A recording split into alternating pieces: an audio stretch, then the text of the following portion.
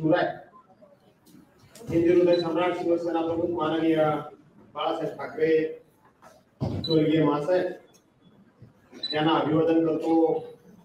आपल्या राज्यघटनेचे शिल्पकार भारतरत्न डॉक्टर बाबासाहेब आंबेडकर आजच्या ह्या आपल्या कुटुंब स्नेह मेळाव्याकरता, त्याचबरोबर आपले पक्षप्रमुख आणि माजी मुख्यमंत्री सन्माननीय उद्धवसाहेब ठाकरे, आदित्यजी ठाकरे आपल्या या स्नेह मेळाव्याकरता आवर्जून उपस्थित असलेले आपल्या पक्षाचे ज्येष्ठ नेते आणि माजी उपजिल्हा प्रमुख बाबूरावजी खातू, माझे ज्येष्ठ सहकारी माजी सभापती श्री बळीरामराव शिंदे, जिल्हा परिषदेचे माजी उपाध्यक्ष श्री माजी अध्यक्ष श्री विक्रांत जाधव, आपल्या पक्षाचे उपजिल्हा प्रमुख श्री प्रभूष डांबरे, उपजिल्हा प्रमुख श्री रवींद्र सुर्वे, आपण शिवसेनेची पहिली पंचायत समिती जिंकली 1997 साली आणि त्यावेळेचे झालेले पहिले सभापती श्री विलासजी पिटले, माझे ज्येष्ठ सहकारी श्रीयुत मुळे भाऊ, उपजिल्हा प्रमुख प्रतापराव शिंदे, आमचे इम्तियाज मुकादम, आमचे ज्येष्ठ मार्गदर्शक आणि उपतालुका प्रमुख श्री काशीरामजी मोहिते, व्यासपीठावर उपस्थित असलेल्या आमच्या महाराष्ट्राच्या पहिल्या सभापती मुळे वहिनी, वैद्यताई, आमच्या माजी सभापती उर्वी निंबूकर मॅडम, आमच्या ज्येष्ठ सहकारी चित्राताई वाघ, आमच्या उपजिल्हा संघटका चित्राताई खरे, ऐश्वर्याताई घोसाळकर, आमच्या वेदा फडके मॅडम, त्याचबरोबर आमच्या पहिल्या नगराध्यक्षा बहादरच्या स्नेहा वरंडे, आमची बहादरची महिला तालुका प्रमुख आणि माजी जिल्हा परिषद सदस्य ठाकूर, शहर अध्यक्षा चिपळूणच्या वैशाली शिंदे, त्याचबरोबर तालुका आमचे खेडचे तालुका प्रमुख अंकुश काते, आमचे संगमेश्वर देऊळचे तालुका प्रमुख श्री पंड्या गुरुकर, युवा सेनेचे आमचे जिल्ह्याचे जिल्हा प्रमुख अजिंक्य सोने, व्यासपीठावर उपस्थित असलेली पक्षाची सर्वच पदाधिकारी मंडळी, शहर प्रमुख शशिकांत मोदी, बरीच मंडळी आहे, सर्व आजी माजी लोकप्रतिनिधी, विद्यमान पदाधिकारी, माजी पदाधिकारी, पत्रकार मित्र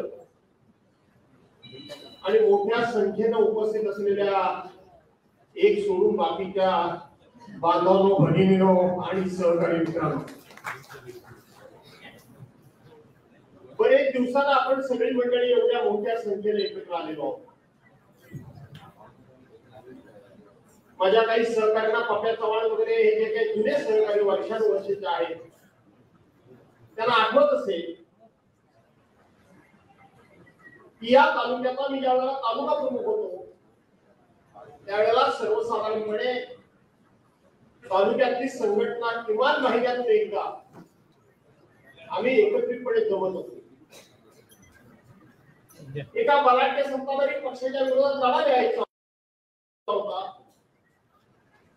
कारण गावच्या ग्रामपंचायत सदस्यापासून देशाच्या पंतप्रधानापर्यंत काँग्रेस पक्षाचे सगळे पदाधिकारी होते आणि त्यातल्या त्यात सिंधुदुर्ग आणि रत्नागिरी जिल्हा एकच जिल्हा होता।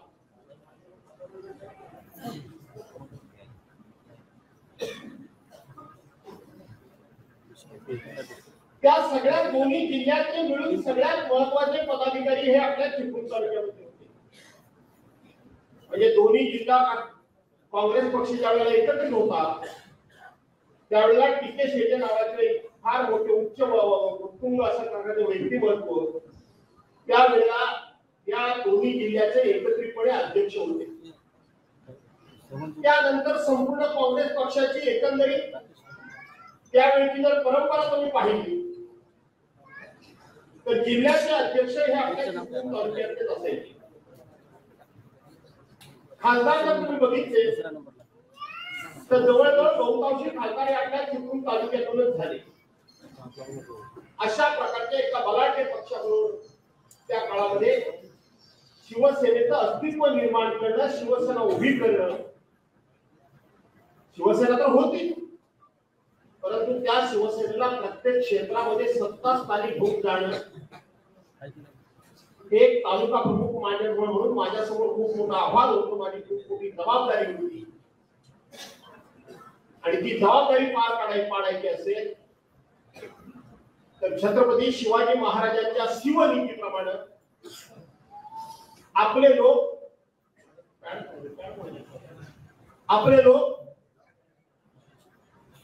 हे सर्वांना तरबेज करायला हवे, हे सर्वांना जाणकार करायला हवे. लढाई जर लढायची असेल तर आपली ताकद कमी आहे, यश मिळवायचं असेल तर बुद्धी चातुर्य वापरलं पाहिजे. यश मिळवायचं असेल तर खूप मोठ्या प्रमाणामध्ये व्यवस्थितपणे डावपेच आखले पाहिजे आणि ते डावपेच यशस्वी केले पाहिजे आणि त्याचं मार्गदर्शन हे आपल्या सहकार्यांना असलं पाहिजे. अशा प्रकारचा एक विचार मला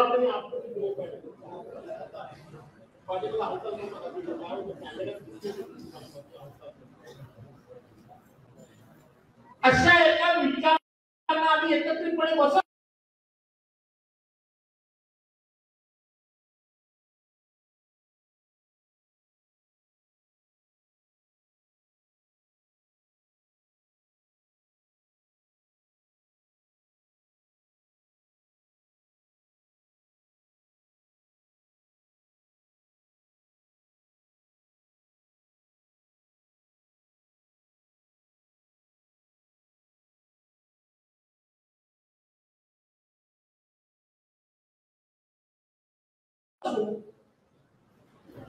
आणि तासनतास चर्चा करत असू, व्यूहरचना करत असू. व्यूहरचना करून समोरच्या माणसाला कशा पद्धतीने शह द्यायचा याचं आम्ही नियोजन करत असू.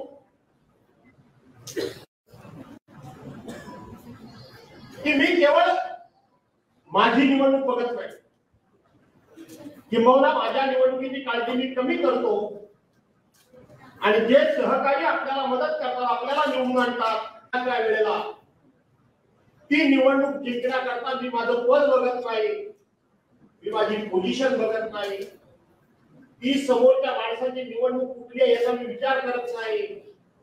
केवळ जिल्हा परिषद, पंचायत समिती, नगरपालिका नाही. आज सुरेश साळवी कदाचित तिथे रामपूरच्या आले नसतील, पकडी ते आहे, त्यांच्या पायाच्या दुखण्यामुळे कदाचित ते आले नसतील. आले त्यांना विचारा, त्यांची पोटनिवडणूक होती ग्रामपंचायतीची, मी पालकमंत्री होतो आणि पोटनिवडणुकी करता मी प्रचारला गेलो, माझ्यावर पुढे भाऊ खूप मोठी टीका झाली.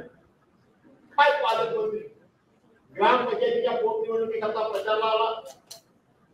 प्रश्न ग्रामपंचायत निवडणूक कुठली हा नव्हता, तर जो कोणी पोटनिवडणुकीला उभा राहणारा माझा सहकारी होता त्यानं मी आमदार व्हावं म्हणून सुद्धा त्यांनी खास दाखवलेले आहे. त्यामुळे त्यालाच निवडून आणणं माझी जबाबदारी आहे.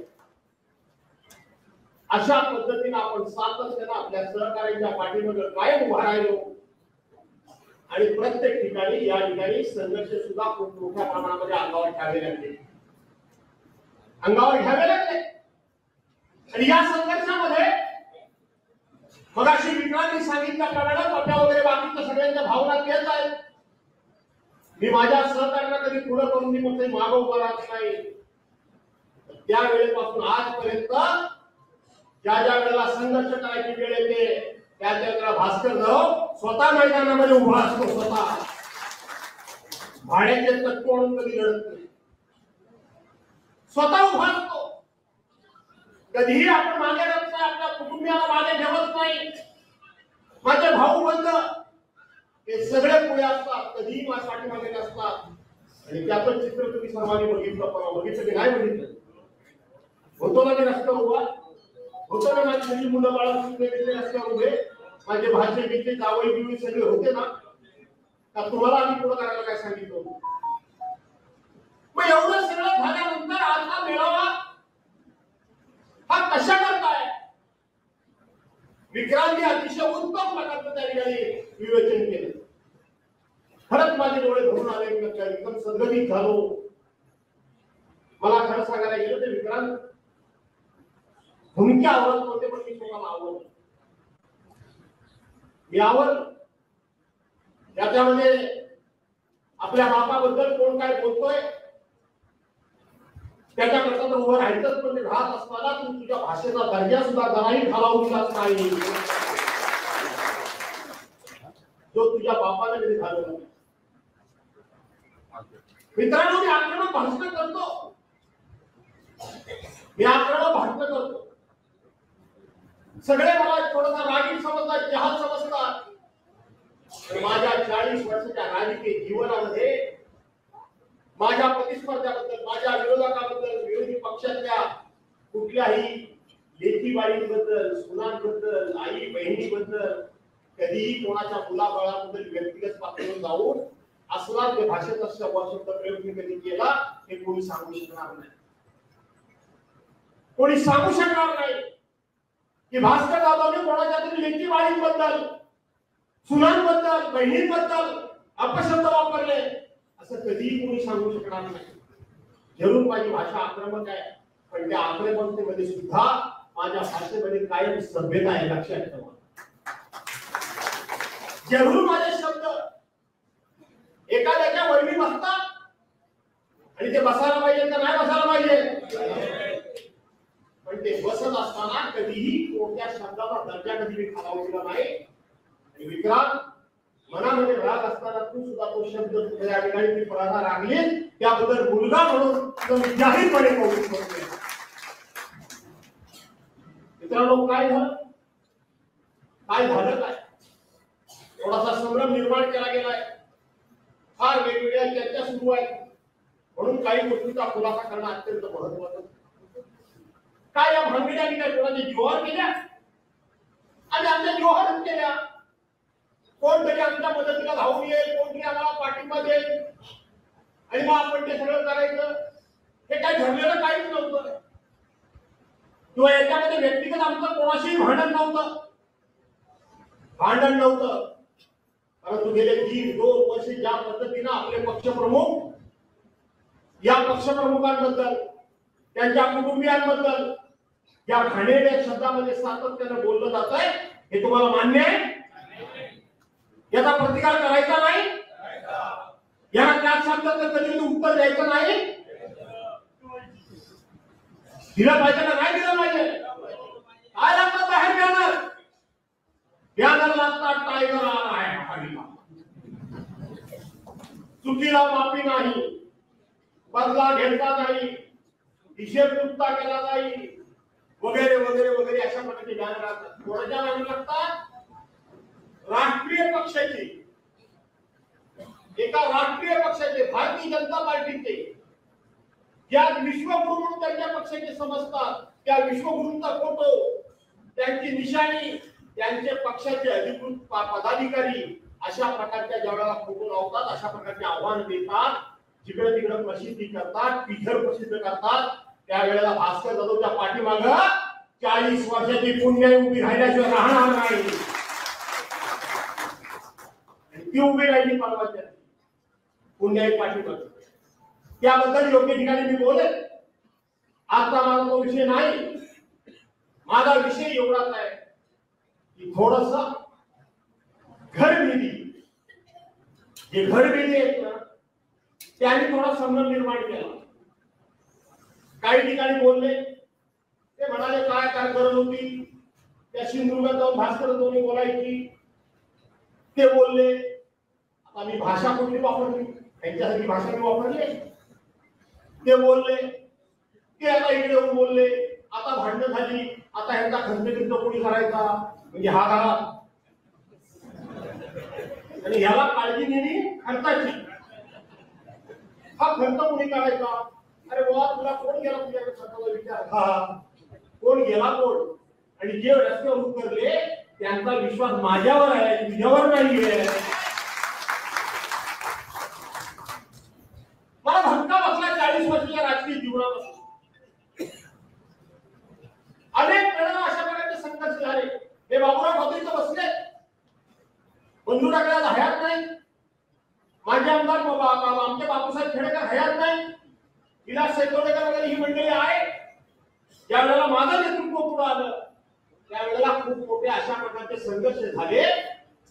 पण त्या संघर्षामध्ये कदाचित ते मदतीला धावून आले, यांनी कधी विरोधकांना हात मिळवले नाही.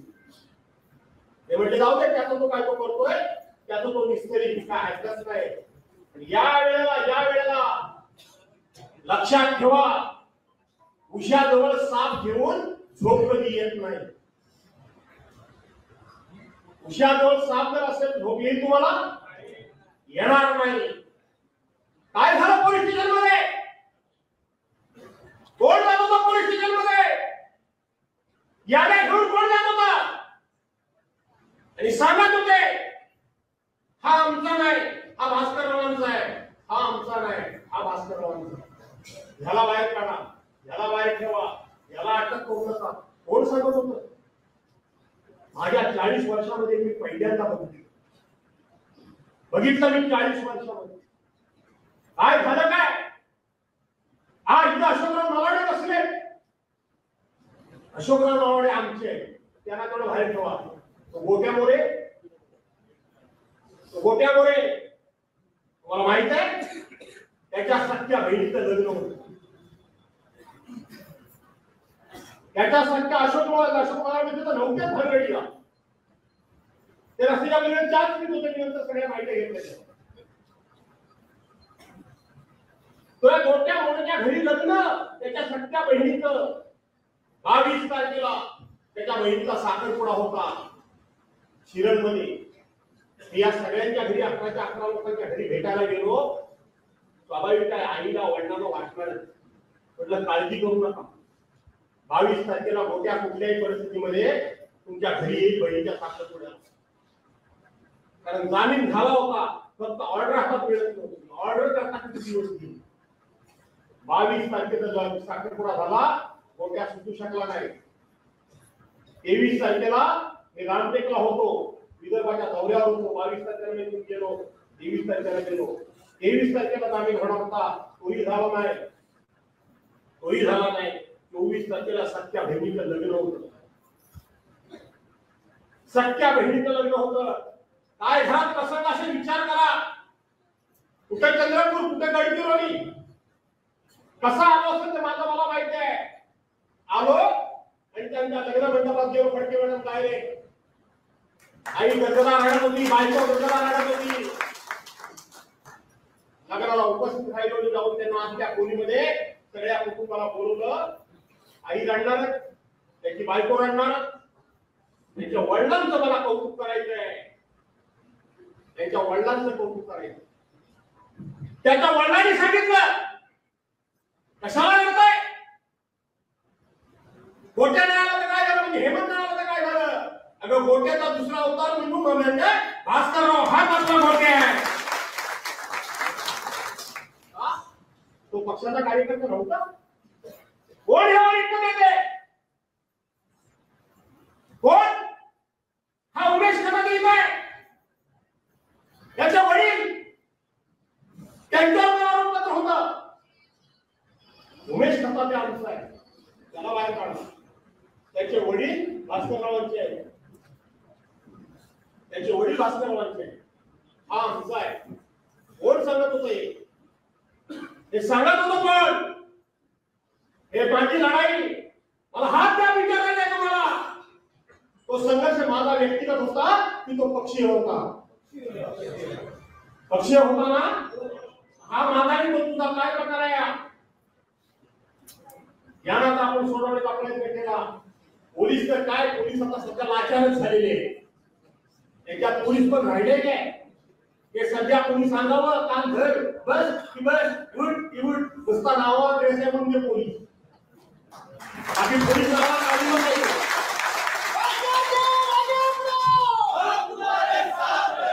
पोलीस नावाला काळीमत आहे तो.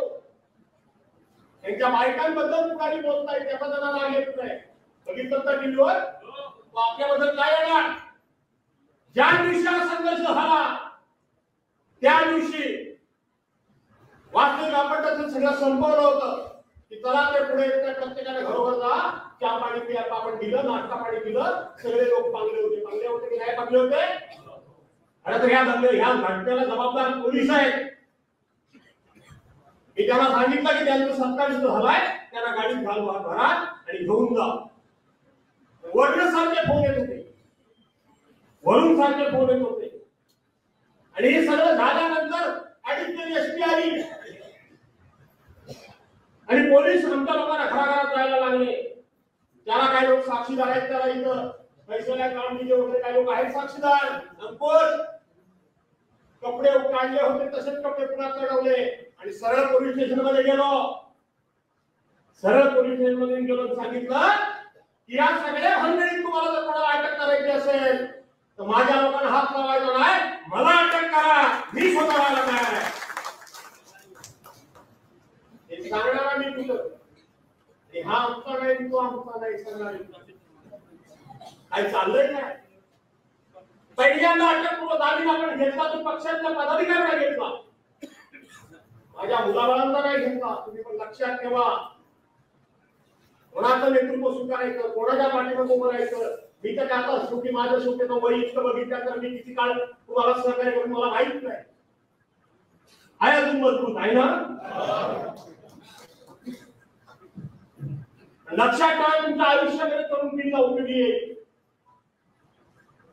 माझे जावई, माझी मुलं, माझे पुतळे यांचा पहिल्यांदा मी अटक करून जामीन घेतला नाही. मला शक्य होतं ना, मी पहिल्यांदा अटक करून जामीन घेतला तो पक्षाच्या पदाधिकाऱ्यांना घेतला. का? तो पक्षाच्या पदाधिकाऱ्यांना अटक केलं तर पक्षाचं नाव बदनाम होईल म्हणून पहिल्यांदा मी पक्षाच्या विभ्रांतिकरता पहिल्यांदा लढलो. आणि त्यातल्या काही पदाधिकाऱ्यांचा आपण जामीन घेतला, ते पदाधिकारी सांगायला लागले आम्हाला, धक्क्यावर धक्के बसत होते मला. ते आमचा कशाला घेतला? आमच्या वरिष्ठांनी आमचं नाव काढलं होतं. कोण म्हणतं? पदाधिकारी म्हणतो. आमच्या वरिष्ठांनी आमचं नाव काढलं. कोण हे वरिष्ठ? हे वरिष्ठ कोण? ती लढाई संघटनेची होती. राज्यातला प्रत्येक माणूस संघटनेचा होता. उद्धव बाळासाहेब ठाकरेंच्या लढत होता. त्यावेळेला पदाधिकारी सांगतात की आमच्या वरिष्ठांनी नाव काढलं. विश्वासघाती राजकारणाचं झालं या ओळीला अर्थ हाय त्या पत्रातल्या.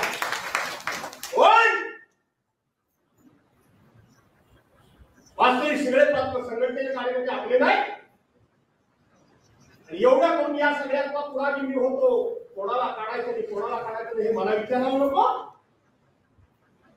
मला विचारलं पाहिजे, माझ्याकडे त्यांनी झाली पाहिजे. आज पोलीस जिवंत ते पोलिसच मला सांगत होते की हे तुमच्या पक्षाचे पदाधिकारी येत होते आणि हे मला सांगत होते की हा वास्तव नावांचा आहे, ह्याला अटक करा, हा माझ्या नामचा आहे, ह्याला सोडा. हे मान्य आहे तुम्हाला? हे मान्य आहे का तुम्हाला? म्हणून म्हटलं की असे 7 उशाला घेऊन झोपून तुम्ही झोपू शकत नाही. ही असली भानगड म्हणजे काय? ही भास्कर म्हणजे हातात अंगावरचा मळ सुद्धा नाही.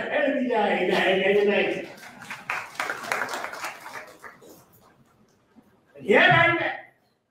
कोण करतो ते सगळं? मी स्वतः सांगतो की मला अटक करा. मी स्वतः धडपडतोय. सगळ्यांचा पहिल्यांदा अटक करून जामीन घेतले आणि मग माझ्या मी मुलांचे काम उदरवाय घेतले माझे मी. काय नवीन काय? अशा पद्धतीच्या अफवा महाराष्ट्रामध्ये जाणीवपूर्वक विरोधी पक्षाचे लोक पण पसरवत आहेत आणि सत्ताधारी आमच्या जवळ पसरवत आहेत. ते काय नाही हो, त्या भास्कररावांना उद्या काहीतरी मिळालं पाहिजे म्हणून ते संघर्ष मला मिळालं पाहिजे म्हणून संघर्ष मला त्याचाही आज खुलासा होणं गरजेचं आहे. तुम्हाला काय वाटतं? उद्या उद्धव साहेबांची सत्ता येणार आहे का नाही येणार आहे? नक्की ना? तुम्हाला काय वाटतं ते मला काय मिळेल?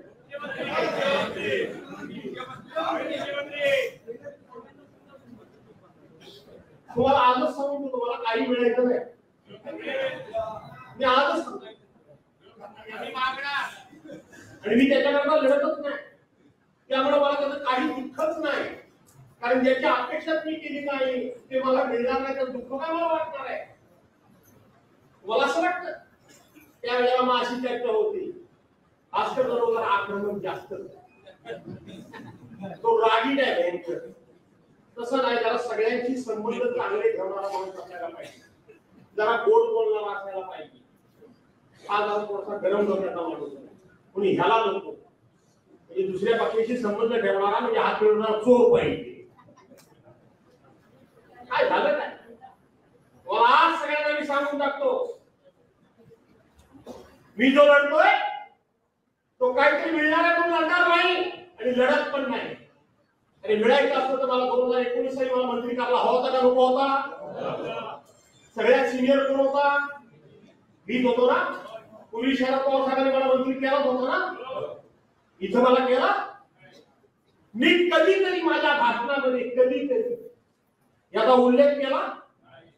सांगा जरा, एकानं कुणी पण सांगा की मला केलं नाही वगैरे असं. एकदा फक्त ज्या दिवशी मंत्रिमंडळाचा विस्तार झाला त्या दिवशी जी 24 तासात मी एकच वाक्य बोललो ते मला चांगलं आठवतंय की माझा हक्क होता, मला मिळायला पाहिजे, मिळणार माझा हक्क होता, परंतु माझ्यावर अन्याय शब्द मी वापरला नाही. मी बोलतो त्याच्यावर त्यांनी पुढचा प्रश्न विचारला की तुम्ही नाराज आहात काय? मी व्यक्तीची की नाराज नाही हा विषय आजपासून मी सोडून टाकला. थोडा वेळ तुला घेऊ ना. मी त्या दिवशी सांगितलं, त्यानंतर कधीही स्वतःचा मोठेपणा वाढवण्याकरता काय लोक स्वतःचा मोठेपणा वाढवण्याकरता खूप वेळा बोलतात, कधी बोललो नाही. त्याच्यानंतर उद्धव साहेब मुख्यमंत्री असताना हे भाजपमध्ये सकाळ संध्याकाळ अटॅक करत होते त्यांच्यावर, करत होते. माहिती आहे का तुम्हाला? त्यावेळेला ज्यांना मंत्रीपद दिली त्यांच्या किती जणांनी तोंड उघडली होती? आज जे उद्धव साहेबांवर बोलतात त्यांनी तोंड उघडली होती? मी गप्प होतो, मला मंत्रीपद मिळालं नाही म्हणून जाऊ द्या की मला काय करायचं असं मी कधी केलं? मी लढत होतो का नव्हतो लढत होतो? दुसरा किस्सा तुम्हाला मी सांगतो. ज्यावेळेला पक्ष फुटला त्यावेळेला गटनेता बदलायच्या वेळेला एकनाथ शिंदे गटनेते होते. दादा गटनेता कोणाला करायला हवं होतं? मनापासून सांगा, कोणाला करायला हवं होतं? विधानसभेमध्ये आज कोणाचा आवाज आहे? पक्षानं मला गटनेता केलं नाही, पक्षानं मला गटनेता केलं नाही. पण गट नेता केलं नाही म्हणून मी कधी भाष्य केलं, कधी तोंड उघडलं, कधी नाराजी व्यक्त केली, कधी सभागृहामध्ये संघर्ष करायचा थांबवला काय संघर्ष करायचा? त्यांच्या विरोधात बोलायचं थांबवलं? मला केला नाही. तिसरी गोष्ट मला आज सांगतो, विक्रांत खूप चांगलं उत्तर दिलं. खरं तर त्यात असल्या लोकांना उत्तर द्यायची काही गरज नाही, पण तो माझी बॅग भरत होता. मी एकनाथ शिंदेच्याकडे जायला होतो तेव्हा माझे कपडे बिबडे तोच भरत होता, इस्त्री बिस्त्री वगैरे तोच करत होता. कारण अचानकपणे जायचं होतं ना, पळून जायचं होतं ना, लपून जायचं होतं ना, त्यामुळे तयारी नव्हती. त्यामुळे माझे कपडे त्याला इस्त्री करतो, खूप पॉलिश करतो, काय करतो करत होता त्यावेळेला. त्याचा किस्सा सांगतो तुम्हाला. 20 तारखेला मतदान झालं, 20 तारखेला मी रेल्वेतून इथं आलो, 21 तारखेला सगळे गुवाहाटीला काय केलं, सुरतला गेले, गोवाला गेले, किशोर मी इथंच होतो. त्या दिवशी आपली मीटिंग होती इथंच होतो. आणि मला उद्धव साहेबांचा फोन आला, आपल्या कार्यालयाच्या समोर तुम्हाला ताबडतोब मुंबईला यायला पाहिजे. मी मुंबईला गेलो, ट्रेन नव्हती. एक ट्रेन दिल्लीला जाणारी होती, ती लेट झाली होती 4-4.5 तास, ती आपल्याला मिळाली. तुम्हाला माहित आहे काय लोकांना? मी गेलो, खरं तर पनवेलवरनं डायरेक्ट आम्हाला तिकडे घ्यायची वाजता ट्रॅफिक मोकळं ठेवायला पाहिजे होतं, ते ठेवलं नाही, वेळ झाला. आणि उद्धव साहेबांच्या वर्षामध्ये बैठक झालेली होती. मी हे कधी माझे स्वतःचे किस्से मी कधी बाकीच्यांसारखे सांगत नाही की आम्ही उद्धव साहेबांच्या निष्ठेने कसे आहोत, आमच्यावर काय काय होतंय, हे कधीच मी सांगतो. हा सांगण्याची वेळ आले. मी गेलो वर्षामध्ये, त्यावेळेला जवळजवळ सगळी बैठक बसलेली होती, झाली संपत आली होती. सगळे 11 खासदार उपस्थित होते. पहिल्या टप्प्यातले 17-18 आमदार फक्त गेले होते, बाकी सगळे आमदार उपस्थित होते. बाकी सगळे आमदार उपस्थित होते. तिथे हे बॅग भरणारे पण आमदार उपस्थित होते. माझे रात्री बॅग भरायला होती, केव्हा होते भरायची. बॅग भरणार आहे लक्ष्मणाला तुमच्याकडे नाही ते पण माझी बॅग भरणार म्हणजे तेव्हा काय भरायचं ठरलं नव्हतं त्यामुळे इस्त्रीची काय करायची नव्हती मीटिंगला होती ते होते सगळ्यांचं ते ऐकून घेतलं सगळ्यांचं मी शांतपणे बसलो होतो मला अभिमान वाटेल मी पुढचं वाक्य सांगितलं आणि तो वाटायला हवा ज्याला खऱ्या अर्थानं स्वाभिमान काय तो कळतो निष्ठा काय ती कळते प्रक्षेपण काय ते कळतं आणि ज्याला खऱ्या अर्थानं भास्कर जाधव काय तो माहिती आहे त्याला अभिमान वाटेल असं पुढचं वाक्य सांगतो मी सगळ्यांचं ऐकून घेतलं मी काही बोललो नाही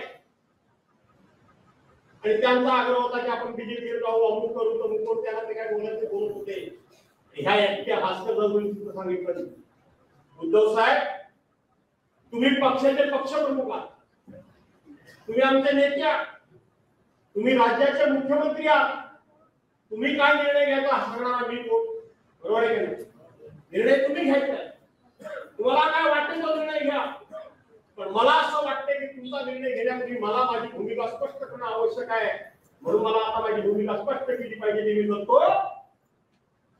म्हटलंय माझं तुम्हाला वाटेल तो सांगतो तुम्हाला आता ती भूमिका स्पष्ट करतो तुम्ही कुठेही जा पण तुम्ही मी नंतर माझी भूमिका स्पष्ट केली तर मला भास्कर जाऊन फसवला पण आताच सांगतोय की तुम्ही कुठेही जा पण तुम्ही जर भाजपबरोबर गेला तर भास्कर जाधव तुमच्या बरोबर नाही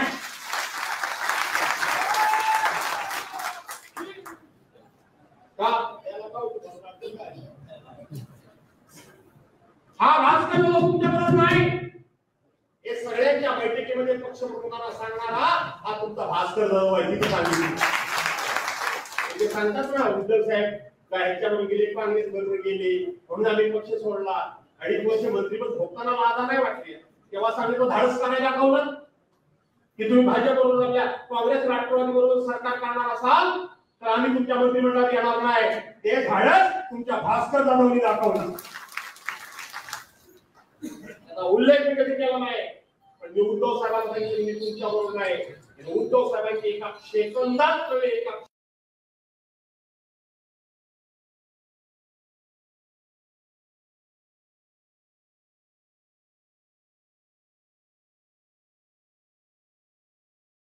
क्षणात प्रतिक्रिया आली की सगळे गेले तरी चालते आपण दोघांनी राहायचं आणि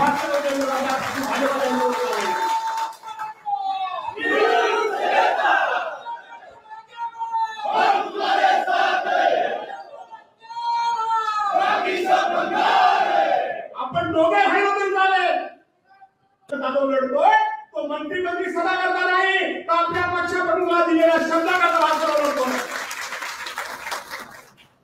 सगळेच काही पदार्थ चटवलेले इतके लाचार आहेत माझ्या पक्षातले काही लोक बोलत नाही बोललो नाही पक्षांतर विषयी जाहीर राष्ट्रपती कधी चुकून बोलत बोलतो कधी मला निष्ठा शिकवता तुम्ही खोट्या निष्ठेच्या गोष्टी करायच्या आपल्याला सांगितलं ते काय खोटं सांगितलं नाही कोण होतं त्यावेळेला राष्ट्रपतीला मत द्या म्हणून सांगणारे माझ्या विरोधात कोण होते कोण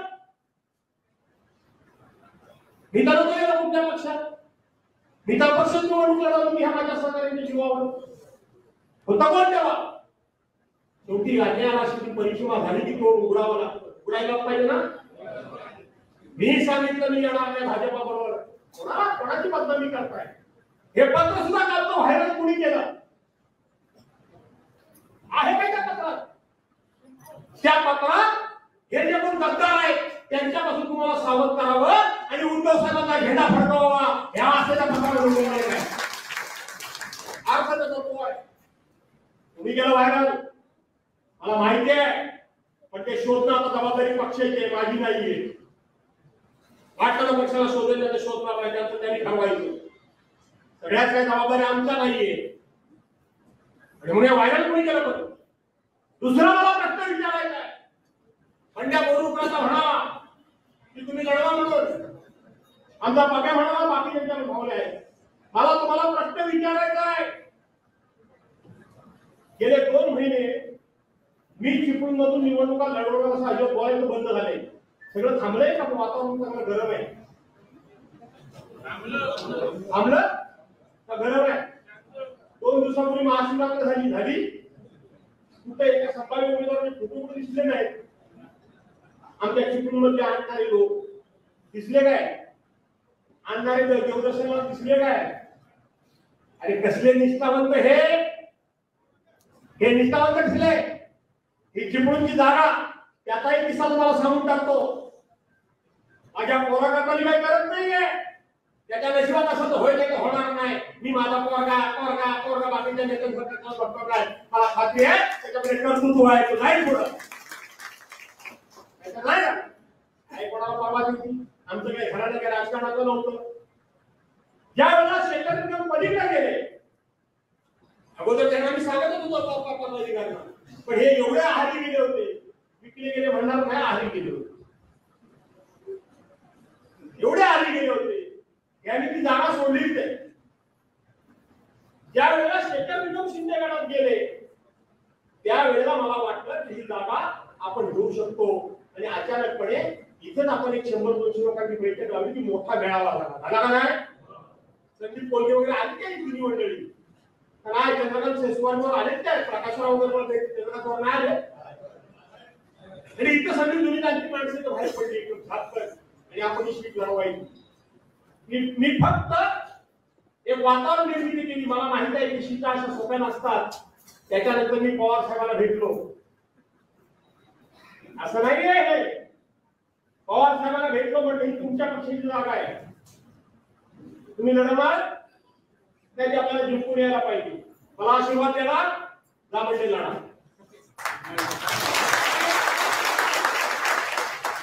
योगायोगाने त्यांच्या पक्षाची जयंत पाटील आली अध्यक्ष. मीच सांगितलं म्हणजे जयंतराव साहेबांच्याकडे असे मी आशीर्वाद मागितले.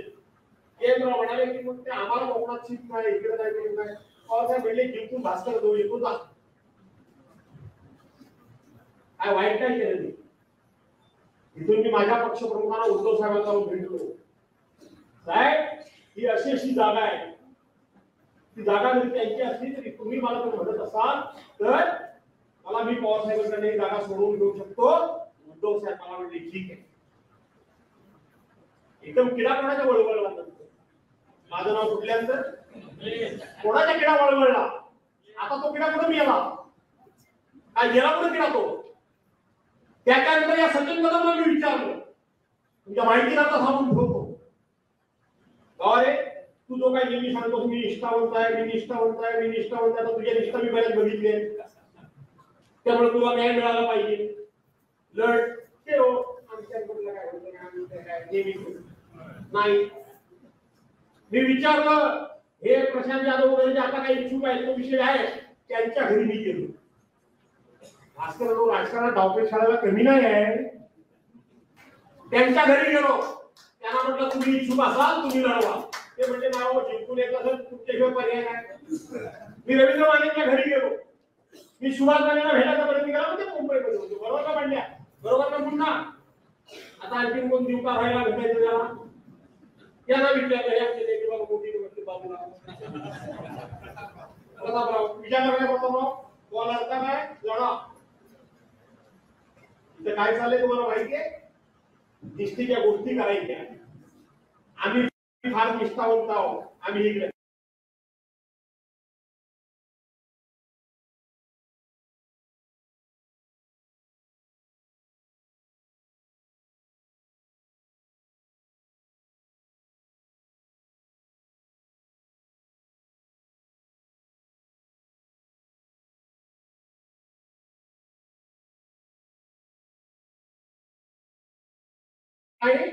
जातो बाहेर त्याला आपण शिकाय देतो. मी आतमध्ये राहतो तो हे असे धंदे करतो.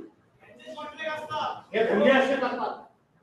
आणि म्हणून हे सगळं एका बाजूला सांगायचं भास्करराव तुम्हीच आणि दुसऱ्या बाजूला दुसरा माणूस घेऊन यायचं आणि त्याला सांगायचं तूच फक्त माझं काय ते बघ इकडे पश्चिम श्रीला खड्डे. मला धन्यवाद दिले पाहिजे देवरूपला, धन्यवाद दिले पाहिजे मान्य तालुका प्रमुख. इथं वेदा फडके आहेत आमच्या महिला जिल्हा संघटनेचा. आमचा इथं म्हणणं माझ्या आपला मुद्दा ठरवला आहे. असे अनेक आहेत. या सर्वांनी एकच सांगितलं. सुरेश कदम संपर्क प्रमुख आहेत, त्यांनी एका शब्दात सांगितलं की जागा मी म्हटलं त्याला की 3 वेळाची पूर्ण मिळालेली आहे. यावेळेला तुम्हालाही जागा मिळाली पाहिजे, तुमचा हक्क आहे सांगितलं. त्यांनी जे सांगितलं ते महत्वाचं आहे. त्यांनी सांगितलं भास्करराव आम्हाला उमेदवारी मिळेल, पण आम्हाला उमेदवारी नको, आम्हाला आमदार हवाय. म्हणून संगमेश्वरची चुकून हा बाब नाही. तुम्ही उमेदवार असाल तर हे देऊ शकता. हे यांचे उद्गार होते, आम्हाला आमदार हवं. हे निष्ठावंत खरे निष्ठावंत. 2 महिने आता मी गप्प आहे. कुठे गेले इच्छुक उमेदवार आणि कुठे गेले त्यांना खेळवणारे चालवणारे? का दुसरा गिराईक मिळाला आता? कोण दुसरा गिराईक नाही मिळाला आता? प्रशांत पण मजबूत आहे, कसा काय कमी नाही आहे. फक्त आता शेखर जास्ती प्रशांत एवढाच फक्त सौदा करायचा राहिला शिल्लक. तुम्हाला काय हवाय? आमदार हवाय का ह्यांचे किस्से भरणारा हवाय? या अशा अनेक गोष्टी आहेत ज्याचा उल्लेख आपण मगाशी केला की मी कधी माझ्या जीबीवर शब्द येऊ देत नाही. मंत्रिपद मिळालं नाही मी कधी चिडलेलो नाही. गट नेतेपद मिळालं नाही मी माझं काम कधी सोडलं नाही. आणि आता सुद्धा तुम्हाला माझा भारताचा मुद्दा हा होता की तुमची समज जर असेल की मला कोणी काहीतरी मिळतंय म्हणून मी हा संघर्ष करतोय, मला काहीतरी मिळेल म्हणून मी लढतोय, मित्रांनो तुमच्या मनात जर संशय निर्माण झाला तर सगळ्यात जास्त दुःख मला होईल. मी कशा करता लढत नाही, मी एवढंच लढतोय की माझ्या शिवसेनेवर माझ्या पक्षप्रमुखावर अन्याय झालाय, त्या अन्यायाच्या विरोधात लढलंच पाहिजे याच्याकरता मी लढतोय. बघा अशी मित्रांनी सांगितलं माझ्या कोणते शब्द बरेचसे घेतला नाही त्यांनी. मैदान सोडणारी माणसं आली नाही. हे अशा भानगडीत तुम्हाला काय वाटतं? आम्हाला त्रास नसेल हो का? सोडायचं मैदान सोडायचं? तुमच्या पुढचं माहिती करता सांगून ठेवलंय. ते पुन्हा सांगतो, सांगायला नको ते सांगतो. मी उद्धव साहेबांना सांगितलंय तुमच्या मनात माझ्याबद्दल काय असेल ते असू द्या. मी माझं भलं करायला की वाटलं करायला तुमच्या हातात, तुम्हाला काय करायचं ते करा. तुम्ही काही करा. मी तुम्हाला शब्द देतो, तो शब्द मी पुरा करेन की 2024 पर्यंत विधानसभेची निवडणूक होईपर्यंत तुमची साथ सोडणार नाही म्हणजे नाही. साथ सोडणार नाही सांगितलं. त्यामुळे कालच्या बातम्या मीडियाने पेरल्या हा का कुणी पेरल्या? पेरल्या ना? हे लक्षात ठेवा. आता मी त्याला कशाला देऊ उत्तर त्या गोष्टी करता? मी काल एक स्टेटस टाकलं होतं, एका शब्दाचं उत्तर आहे माझं. मी स्टेटस टाकून दिलं होतं, काय बोललो नव्हतो मी. एवढंच फक्त बोललो होतो, योद्धा जेव्हा शरण जात नाही, योद्धा जेव्हा शरण जात नाही. काय झालं? शिवाजी महाराजांची बदनामी थोडी झाली, संभाजी महाराजांची बदनामी थोडी झाली, शाहू महाराजांची बदनामी थोडी झाली, बाजीराव पेशव्यांची थोडी झाली, माधवराव पेशव्यांची बदनामी थोडी झाली. अरे एवढंच कशाला? ती माऊली 14 वर्ष वनवास भोगून आली, त्या सीतेची सुद्धा बदनामी झाली का नाही झाली? तिला पुन्हा जावं लागलं की नाही बाहेर? 14 वर्षाचा वनवास भोगून शेवटचा काळ सुद्धा तिच्यावर टीका झाली, तिच्याबद्दल तिला त्रास दिला गेला, तिला बदनाम करण्यात आलं. झालं ना? भास्कर तो कोण आहे? भास्कर तो एक सामान्य माणूस आहे. म्हणून काल एक स्टेटस टाकलं की योद्धा जेव्हा शरण जात नाही तेव्हा त्याला बदनाम केलं जातं. एवढंच फक्त मी बोलतो. मी सदासजी अटकत नाहीये, मी सदासजी शरण जात नाहीये, मी ईडीला घाबरत नाहीये, मी सीबीआयला घाबरत नाहीये, मी एनआयला घाबरत नाहीये, मी इन्कम टॅक्सला घाबरत नाहीये, मी कोणालाही घाबरत नाहीये. भाजपच्या नेत्यांनी माझा खून करायची जाहीर सभेमध्ये बोलले. मेलो तरी हरकत नाही, पण मी घाबरत नाही. तेव्हा शेवटचं षडयंत्र आहे की मला बदनाम करायचं काम साधलेलं आहे. हे षडयंत्र आहे. कोणाची आमच्या मनामध्ये नाही की पक्ष सोडून जाणं की हे जाणं ते जाणं आमच्या मनात पण नाही आणि काही नाही. कशा करता? तर जेव्हा 2 वेळा पक्ष सोडले तेव्हा सगळ्यांच्या बैठका घेऊन गेले. जर तुमच्या पुढचं काहीच करणार नाही, रातोरात बॅग घालून झालं की तुमच्या काय हे सगळे किस्से महत्व वाढवत नाही. ज्या दिवशी बॅग भरून गेली आपल्याला एका हॉटेलमध्ये पक्के जेवत होतो. मी म्हटलं राहू द्या का माझी बॅग भरायची तर ये जेवायचं. इस्त्री बिस्त्री करून जर चांगला असेल म्हटलं तो होईल एकदाच बोला, तो उत्तर चांगलं गेलं, लागू पडतं सगळ्या. कोणाला घाबरेल मी कोणाची लांडी काबाडी केली नाही, कोणाची चोरी केली नाही, कोणाचं फोन मारला नाही, कोणाचा पैसा खाल्ला नाही, मंत्री असताना भ्रष्टाचार केला नाही, माझ्यावर आरोप नाही, कोणाच्या बापाला घाबरणार नाही, कशाला घाबरणार आहे. आणि म्हणून आज मी विदर्भाची जबाबदारी घेतली. 28 आमदारांचा एरिया मला दिलाय, 28 ते 2 नव्हे, 5.5 खासदारांना मला आमदार दिलाय. प्रकाशराव मोरे तिथं एकही आमदार सेनेचा नाही, एकही खासदार सेनेचा नाहीये. मी उद्धव साहेबांना सांगितलंय की इथं आपल्याला पक्ष उभा करण्याची संधी आहे. यश अपयशा नंतर आहे, पण पक्षाची निशाणी, पक्षाचे कार्यकर्ते घराघरात सुचवण्याची संधी आलेली आहे.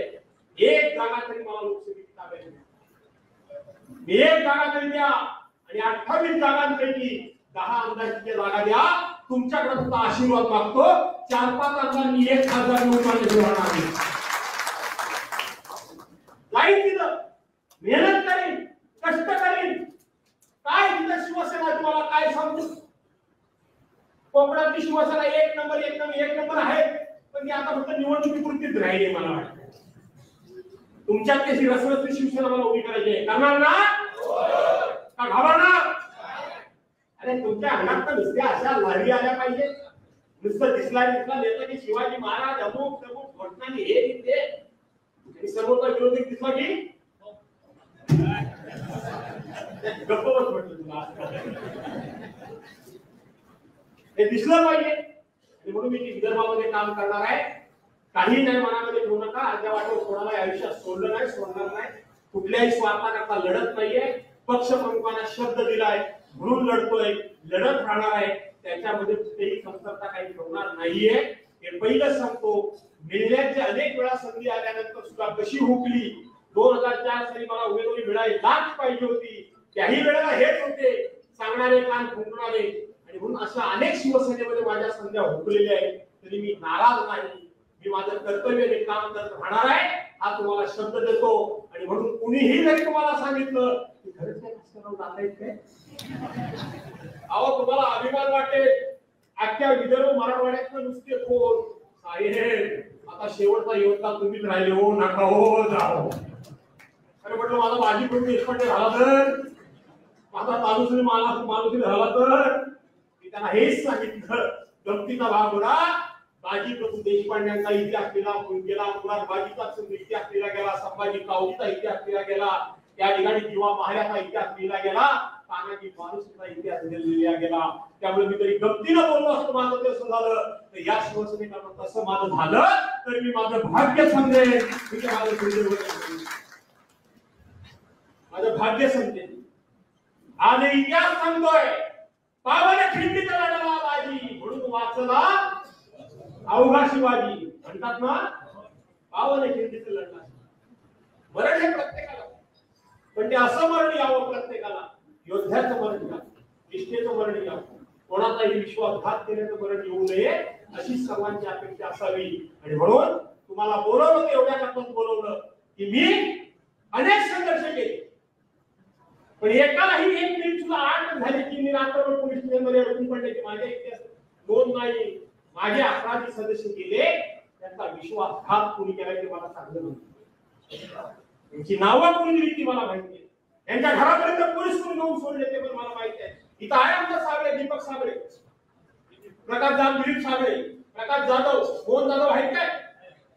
मोहन जाधव कुठे आहे? मोहन जाधव तुमच्या घरापर्यंत कोणी माणसं घेऊन सोडली तुम्हाला माहिती आहेत ना? कोण घेऊन देत होता पोलीस स्टेशनला? येत्या भाजपवाले तर देतच होते, याचा विचार सुद्धा करायची गरज नाही मला. म्हणून या पिढी पाहिजे हे सगळ्यांना तुम्हाला एकत्र केलंय. मी तुम्हाला विनंती करतो की असेच एकजूट राहा, असेच पाठीशी उभे राहा. उद्याचा भविष्य काळ हा उज्ज्वल आपला आणि आपलाच आहे. बाकीच्यांचा हिशेब सुद्धा होणार नाही, बाकीच्यांचा हिशेब सुद्धा होणार नाही. काय होणार? होणार आहे. हे लक्षात ठेवा. आणि म्हणून आता 14 तारखेला उद्धव साहेब येत आहेत गुहागरला. सर्वांनी अशाच ताकदीने या. मला काय माहिती तर बोललो की हीच एवढी सभा झाली आणि काय सभा असते बरोबर आहे का नाही? हो दादा बरोबर आहे का नाही? झाली सभा वर जाऊन बघा चारी बाजूला काय माणसं येतील, काय होऊ नये. त्या झाडाबिडा खाल्लं लहान मुलं आपण ऐकत माणसं वाटतं. आणि म्हणून तुम्हाला शुभेच्छा देतो. पाठीशी उभे राहा. कुठलाही मनामध्ये किंतु काही शिल्लक ठेवूच नका. आपल्याला पुन्हा एकदा उद्धव साहेबांचा जो विश्वासघात झालाय त्याचा बदला घ्यायचा आहे आणि पुन्हा एकदा उद्धव साहेबांचं सरकार महाराष्ट्रामध्ये आणायचं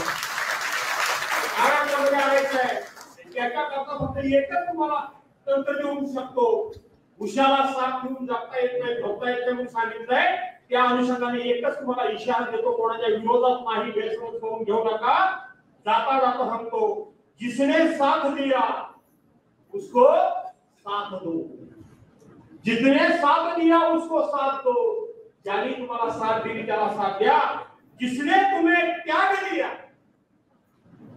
तुम्हाला अडचणीच्या काळामध्ये, प्रसंगाच्या काळामध्ये, भानगडी कुठल्या युद्धाच्या काळामध्ये ज्यांनी तुम्हाला त्याग दिला म्हणजे दुर्लक्ष केलं, जिसने तुम्हें त्याग दिया उसे तुम भी त्याग दो, तुम भी त्याग दो.